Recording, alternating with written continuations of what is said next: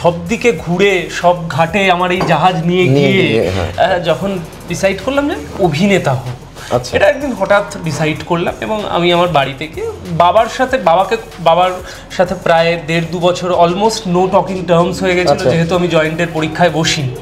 এবং আমি একদম মানে রেবেল উইদাউট আ কজ আর কি, যে আমি পড়বো না। তো আমার মা সেদিন মানে আমার মা সাপোর্ট সবসময় আমাকে করেছেন। মায়েরা বরাবরই ছেলেদের মানে প্রত্যক্ষভাবে না হলে পরোক্ষভাবে তো সবসময় সাপোর্ট করেন তাদের ভালো মন্দ সবটা নিয়ে। তখন আমার মা বললেন, কিন্তু তুমি তো কোনোদিন অভিনয়টা শেখোনি, তুমি তো কোনোদিন অভিনয় করোনি স্কুল লাইফে, তুমি সারা জীবন স্পোর্টসের সাথে যুক্ত ছিলে, তো এটা তো একটা আর্ট ফর্ম, এটা একটা শিল্প যেটা তোমাকে শিখতে হবে। আমার মায়ের শিল্পের প্রতি যে শ্রদ্ধা, শিল্পের প্রতি যে জ্ঞান এবং সেইটা উনি আমাকে পাস অন করেছেন, সেইভাবে আমার মা আমাকে সাপোর্ট করেছেন এবং আমি খুবই ধন্য যে সেই সময় আমি অ্যাকচুয়ালি থিয়েটার করতে ঢুকে গেছি এবং প্রথমেই ক্যামেরার সামনে অভিনয় করিনি, তাহলে হয়তো আজ এখানে বসে আজকে এখানে হতো না, এটা অন্য কিছু হতো হয়তো।